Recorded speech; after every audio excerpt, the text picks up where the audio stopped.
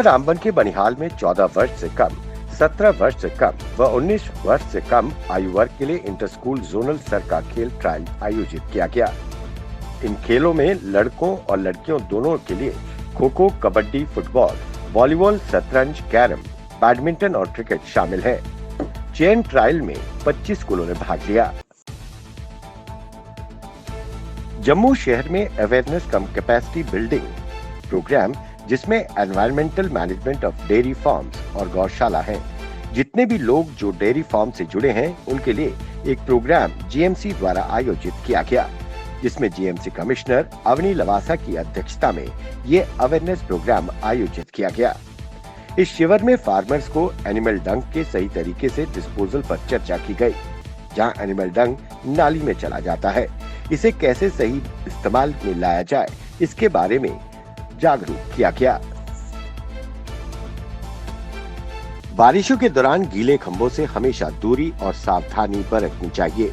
इसके लिए बच्चों को पेरेंट्स द्वारा जागरूक किया जाना चाहिए। वहीं ये बिजली विभाग की भी बड़ी लापरवाही है कि उनका सिस्टम बाबा आदम के जमाने का है, कोई बदलाव नहीं हुआ है। आप खुद इस सीसीटीवी फुटेज को देखें, कैसे हंसते खेलते इस मासूम बच्चे की बिजली के खंबे के हाथ लगाने भर से ही जान चली गई। जिला पुंछ के सीमावर्ती गांव अजोट में भारतीय सेना की तरफ से एक मेडिकल कैंप का आयोजन किया गया। इस दौरान सीमावर्ती इलाके में रहने वाले लोगों का फ्री में चेकअप किया गया और विभिन्न बीमारियों के लिए फ्री में दवाइयां बांटी गईं।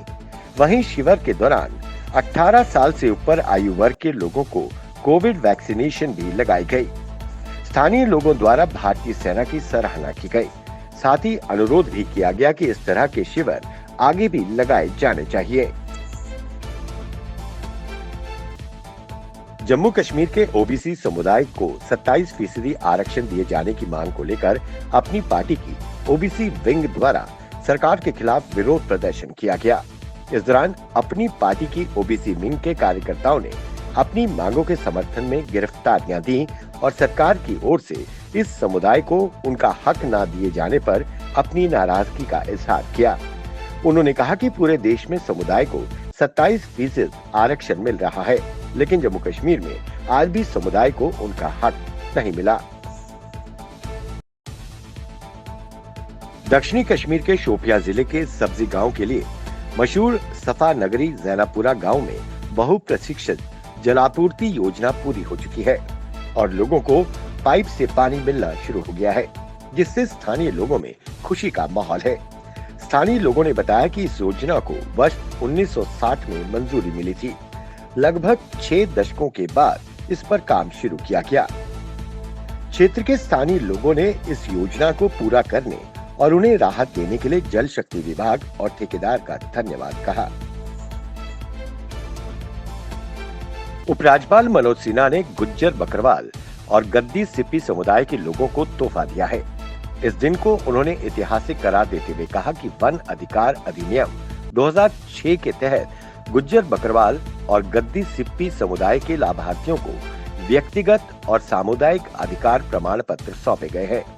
ये केंद्र शासित प्रदेश की वंचित जनजाति आबादी के लिए सशक्तिकरण और समृद्धि के एक नए युग की शुरुआत करेगा।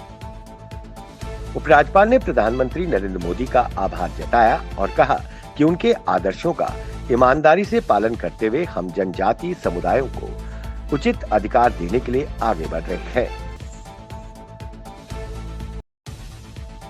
जनसंपर्क कार्यक्रम में शामिल होने के लिए रेल मंत्री अश्विनी वैष्णव रियासी पहुंचे।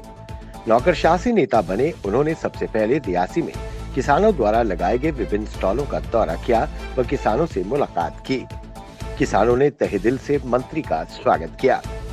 वहीं स्थानीय लोगों ने बिजली आपूर्ति, सड़कों में सुधार, स्कूल, चिकित्सा सुविधाओं आदि की मांग की। उन्होंने कहा कि आम जनता तक पहुंचने और उनकी शिकायतों को उनके दरवाजे पर हल करने का हर प्रयास किया जा रहा है। गुजरात के मनोनीत मुख्यमंत्री भूपेंद्र पटेल ने राज्य के 17वें मुख्यमंत्री के तौर पर राज्यपाल के समक्ष पद और गोपनीयता की शपथ ली। केंद्रीय गृह मंत्री अमित शाह समेत भाजपा के कई दिग्गज नेता इस शपथ ग्रहण समारोह में मौजूद रहे। विधानसभा चुनाव से एक साल पहले भूपेंद्र पटेल को राज्य की जिम्मेदारी देना भारतीय जनता पार्टी का बड़ा फैसला माना जा रहा है। भूपेंद्र पटेल जैसा नया नाम हर किसी के लिए चौंकाने वाला था। वहीं शपथ ग्रहण के दौरान अमित शाह के अलावा शिवराज सिंह चौहान, मनोहर लाल खट्टर, प्रमोद सावंत, कर्नाटक के मुख्यमंत्री बसवराज बोम्मई समेत भाजपा के अन्य बड़े नेता मौजूद रहे।